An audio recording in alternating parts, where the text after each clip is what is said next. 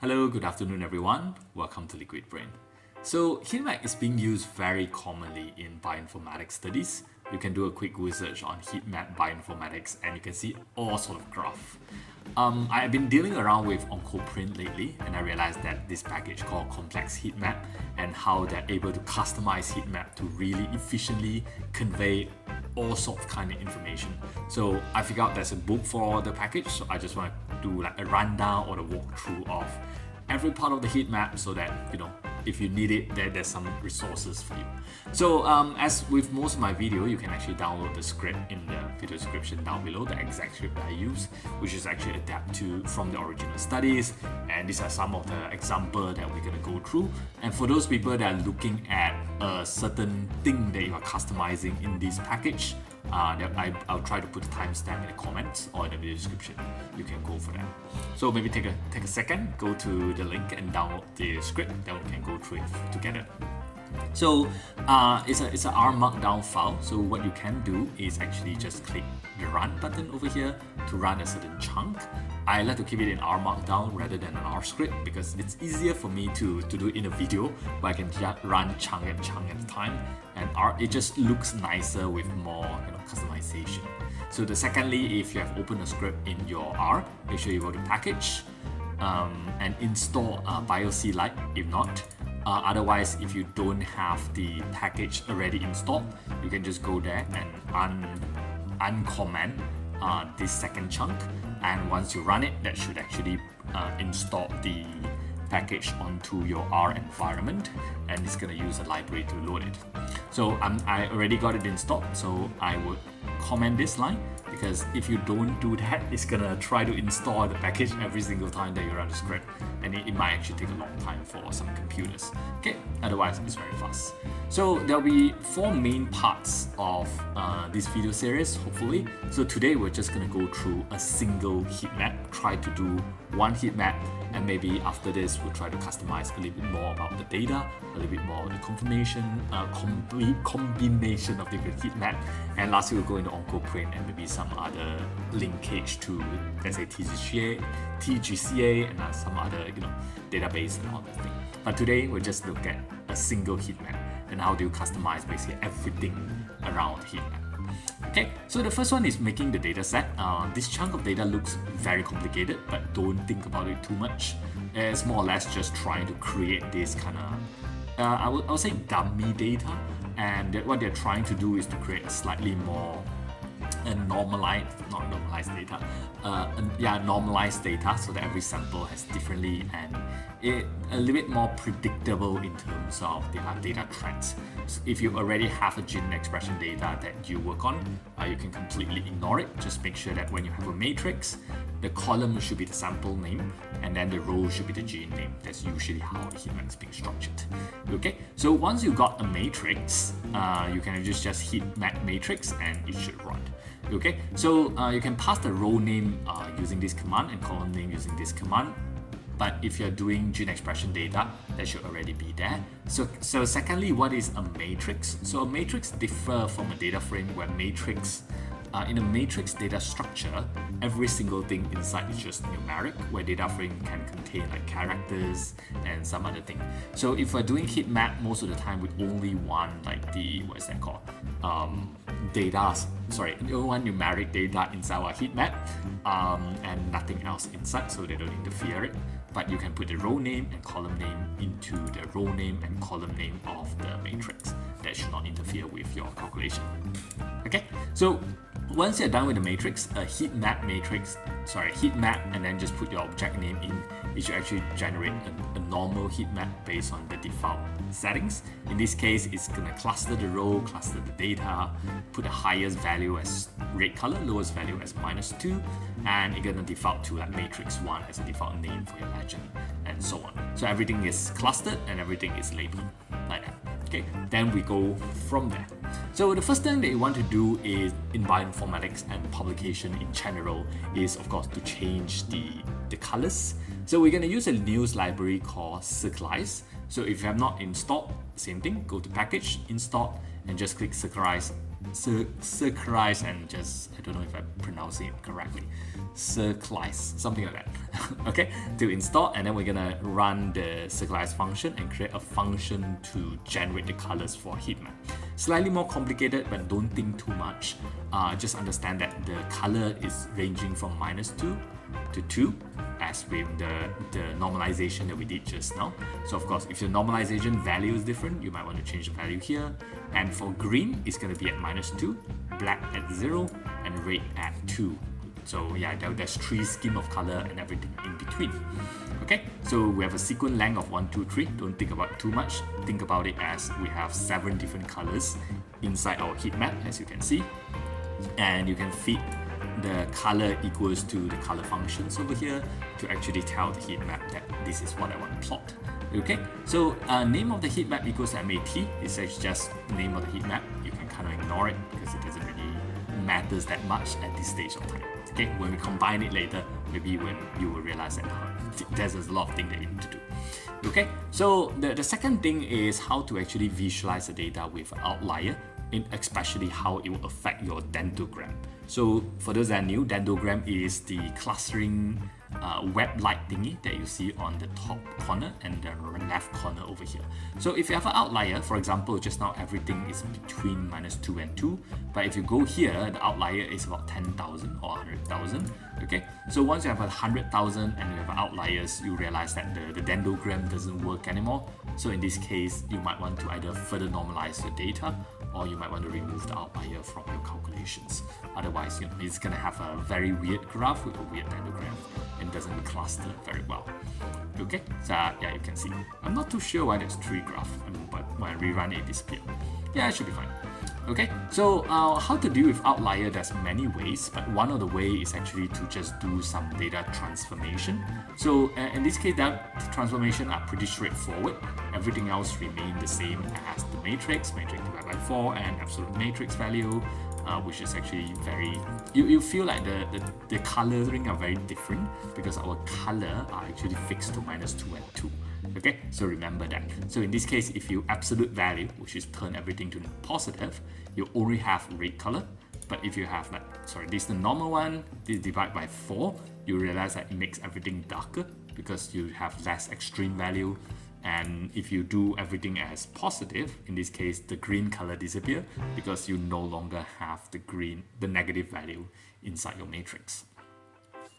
So in certain case, we might actually want to have like a continuous rainbow color instead of just the plain boring red, green, blue or something like that. So I think rainbow is a very useful function where it just generates different color code in hex code in terms of the arrangement of a rainbow. So if you want to see how it works, you can actually just copy rainbow over here and just put it down in the console so you can actually see what's inside as a color as a hex code. So reverse REV actually just reverse the order of the color. So actually you fit this into the heatmap function, you'll see that it actually generate like a color vector for continuous matrix, where because of the reverse function, the red color is actually on the highest level and the purple color is actually on the lowest level, and actually we try to adjust based on that. So there's 10 different colors because of the 10 that we generated. So you can generate more or less color depends on your use case. So in this case, in certain way, our matrix might be just a discrete matrix. So in this case, we are generating a matrix with number 1, 2, 3, 4, and we are generating 100 of them with 10 rows and 10 columns. Okay, so we're also generating a color with like 1, 2, 3, 4. So structured actually just make them into a data frame with a name of 1, 2, 3, 4, which you can actually export out here to see that it's just a 1, 2, 3, 4. So don't worry too much. So in this case, the 1, 2, 3, 4 actually would tell that the complex heat map that you have 4 discrete variable or 4 discrete value inside your matrix. So you on default go to black, red, green, blue, and so on. So for example, if you don't say anything, because it's a 1, 2, 3, 4, you automatically assume that it's numeric and they'll give a numeric legend, which might or might not be suitable for your use case. But once you actually fit in the color as discrete value, you can see there's only 4 different colors over here, and you create kind of a nice netted color and not like just now where there's ones like red, green, blue, and others, where it might not be correct. Okay, so same thing can be done for example, in this case, this is 10 letters, which is A, B, C, D, as you can see from the legends over there, where the column title is a district, a character matrix. So what's different between the numeric matrix and the character matrix is that character matrix does not have a dendrogram. Anyway, you should not actually cluster it based on the dendrogram anyway, if you know that the 1, 2, 3, 4 are supposed to represent character value or discrete value. I don't think the clustering will be that suitable.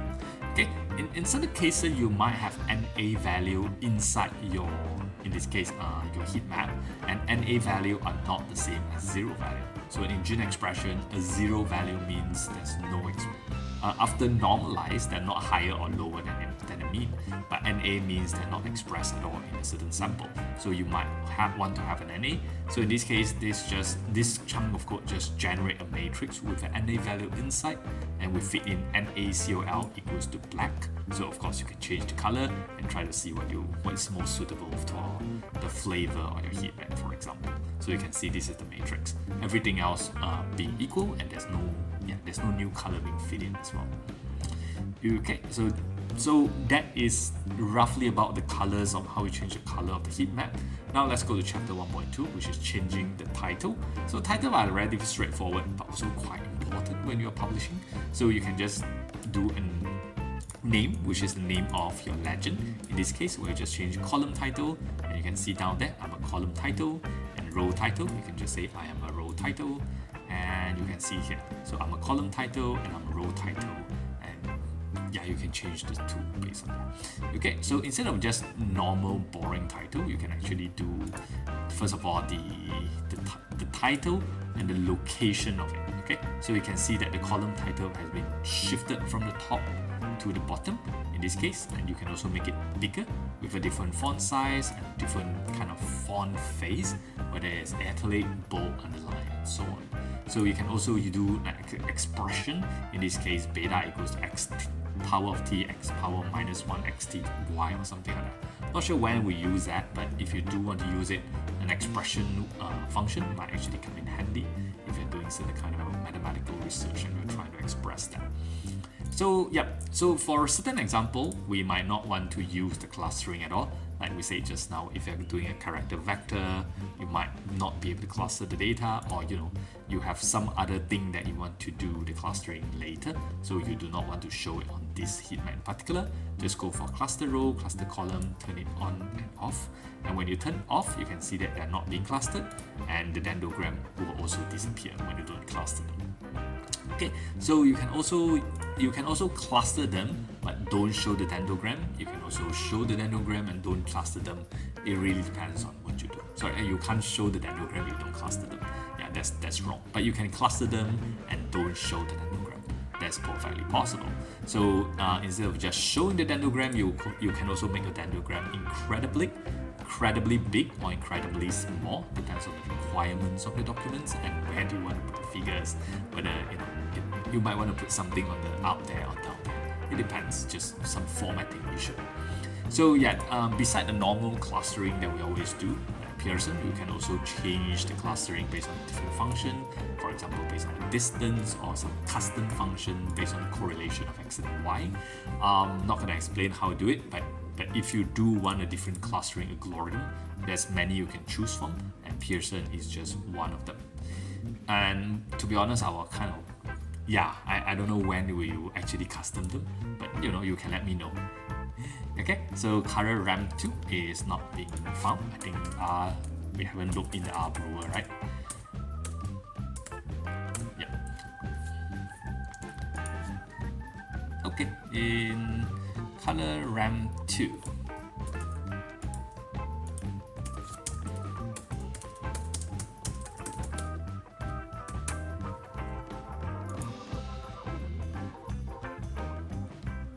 Circleize.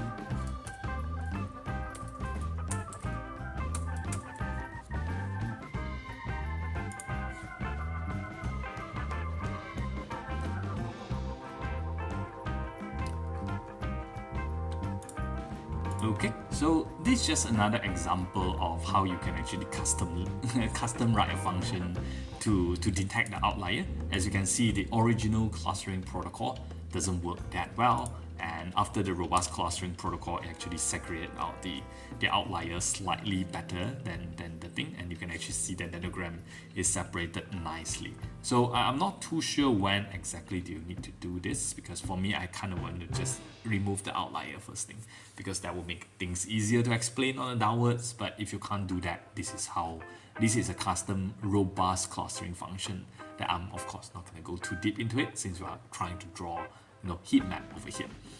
Okay, so beside doing that, of course, you can render the dendrogram slightly differently using another package called DenderExtend. Okay, so yeah, it's just doing things like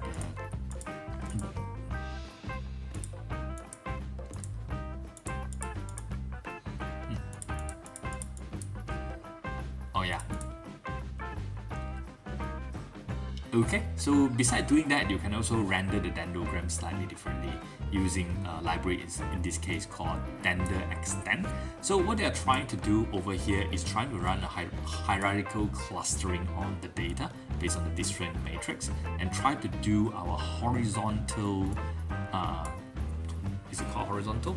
The clustering of the row to display different color when that belongs to different group. So you can see that the first one is clustering into 2 groups, the next one is clustering into 5 groups, and you can see that clustering into 2 groups, you can see 2 different colors very obviously on the dendrogram over here.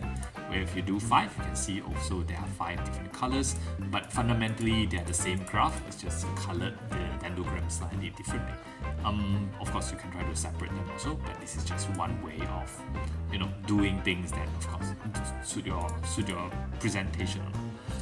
Yeah, so this is again another one under what is that called DenderExtend, where you can also, instead of just changing the color, you can also change that so that it is different symbol representing different group in the clustering that you do, and you can actually extend, in this case just extend the dendrogram so that it looks nicer and the heat map actually looks smaller. So you'll be surprised later that there's a lot of what is that called, the formatting that actually makes the heat map actually smaller, and can add more things on the left and right, up and down as well. So the next one is actually just a matrix. So in this case, we are creating a matrix with only a single row, just to visualize better where there's reordering of data, no reordering of data and reordering of data. So just do row dendo order in this case. Nothing fancy over there, just whether you want it to be rearranged or not. Sometimes yes, sometimes no, depends on the thing. Okay, so we can also, instead of just doing it on the rows, this will actually do it on the what is that called? The column. So we're also using an external library called DendoSort over here, again based on H class, on the distance, on the matrix. So just now we run distance matrix directly, now we just transpose it, so we're actually sorting it based on the column, and then we fit it in with cluster columns equals to column dendrogram object, something like that. Okay, you can change this and change this to go from row to column and column to row, vice versa. So the next one is set and row column order. So again, it looks more complicated it should be, but in reality, the only thing that it's trying to do is order this based on the row, and then this is ordered based on the row name and so on. So you can see that the first one is ordered by by replacing the row with nothing. So in this case, the row name is 1 to 18. So when you order them from 1 to 18, you can see that it's 1 to 18 nicely. It's 1 to 24 nicely. This is only the row order. So 1 is to 18 very nicely. Oh yeah, column is the exact same problem. But if you don't do it properly, so in this case, if you don't do a substitution or the removal of rows from the ordering, you realize that you treat this as a character text. So when you sort a character, row actually go from 1 to 110, and then 1 to 18, then 2, 3, 4, 5, 6, 7, 8, 9, 10, and so on. So this is just a correct way of doing, and I wouldn't say incorrect way of doing it. If you're doing like apple, orange and stuff, and you want it to be arranged by what is that called, alphabetically. But if you want to rearrange my number, you have to remove and make sure that it doesn't show up as a numeric, a character text. Otherwise, it would work. Okay, so that's one of them you can do. So the next one is set dimensional name. So in this case, just column name. So if you want it to show column name, you don't want to show column name, not show column name, so on and so forth. So yeah, you can see that, yeah, this one just put on the name on the legend. They show row name and column name. So with name, without name, so on and so forth. So the next one, again, is just change the order of where the column actually show up. So one it on the left, one it on the right, one it on the top, one it on the bottom, where you can actually swap the name from left to right and then the gram from the other way around. Again, depends on your use case. Some of you might use it, some of you might not. And to be honest, most of the paper actually follow the original order. Maybe that's how they're designed in the first place. So yeah, so in case that you want to have, let's say, things on the top and they are just blocking each other, you might want to do it on 45 degree or 90 degree. Sometimes the paper don't like 90 degree because they think it's hard to read. You can also do it in this way, 45, so that it looks nicer on the graph. Of course, nothing important. So 1.7 will be something that I personally really like to do, just to showcase the different group as compared to coloring dendrogram or to draw the outline and so forth. So in this case, it's literally just split the row and column into 2 or 3 based on the clustering dendrogram that you do. So again, if you change your clustering function, the separation of this is going to be different as well. But it gives a very clear idea of how is the group here that you want to focus on. Maybe we focus on the 1-1 matrix over here and do it, and maybe extract out the gene and run an enrichment analysis to figure out what is the problem here. Or just run a Go characterization, so understand that why is this group here particularly upregulated in this group of sample. That's something that can tell you a lot of data. So we can also adjust how many of k-means clustering that we want to do. Yeah, so up there is just a very simple split. Down there is actually based on the clustering. Why is my spelling all wrong? Okay, so split based on the clustering. As you can see, the row k-mean clustering here will actually split the row into 1, 2, 3, 4, 5, and the column k-mean clustering will based on 1, 2, 3, 4, 5. Same thing as well. So you can also split both of them at the same time. If you're wondering why this one is split like that, it's a different clustering protocol. Okay, one is based on k-mean and one is based on dendrogram and the distance. So the next one is custom split based on the external parameter. So in this case, what we are trying to do here is we repeat AB 9 times. So it will be AB, AB, AB, AB, AB, AB based on the contract. And once you do a row split, remember we have 18 rows over here in our matrix. If you don't believe me, we can have a look. I think better have a look. So we have 18 rows here. So what we do is that all the 1, 3, 5, 7, 9, 11, so forth will be given like a cluster A, everything else given cluster B.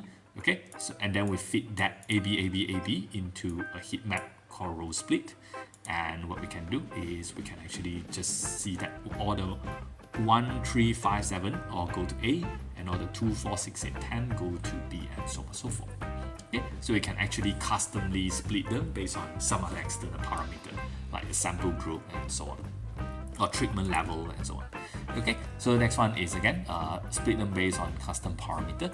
So in this case, we have AB, AB, AB 9 times, and we have CD, CD, CD, CD, CD 9 times. Okay, so split DF, you can see that is 2 different columns. So what will happen here once you have AB and CD is that because there's 2 different way of doing it, sorry, there's 2 different parameters to split, we actually split them into 4 different groups. Okay, AC, AD, BC, BD, and again, it's exactly the same algorithm to split them, just that now instead of splitting it into 2, you can actually split them into 4, and you can actually use 2 different columns. Very useful if you have, for example, sex and blood type. So you can put male type ABO, AB, and you can have female, and you have 8 different groups automatically section out or split it out for you without doing much of the manipulation. And if you think they're too near, again, you can do here, which is row gap, and just make them a little bit further apart so that it looks nicer. Okay, so that is the last part of today's session. So this is the last graph where just combining everything that we have learned together, how to do like dendrogram, how to do column KM, and how we can actually split them up into 3 different columns. If you want, you can also change like the colors of the column name over here using the column name GP. Okay, I'm not too sure what GP means. GPA? No, GPA. Maybe. Okay, so what you do is that you just fit in green, orange, and purple. You can see green, orange, and purple. Font size 10, 14, and 8, 10, 14, and 8. And you can see they're split into 3 different groups. You can also do a column title GP. Again, GPA, where you fill based on the red, blue, and green, which is red, blue, and green with the font of 1, 2, and 3. Okay, so you can see that 1 is smallest, 2 bigger, slightly bigger, 3 is the biggest. Then you can also customize it based on the list. Not sure why you would do that though. So yeah, that's basically everything about a single heat map without the legend. I would say legend we're not going into, but we'll try to do that in the near future. Okay, there should be more videos coming up. And I believe that's all I have to say for today. So thank you for watching the Complex Heatmap Part 1. And maybe stay tuned for Part 2, Part 3, Part 4, 5. I don't know how many I'm going to make, but I'll go along and see what I can do. Okay, bye.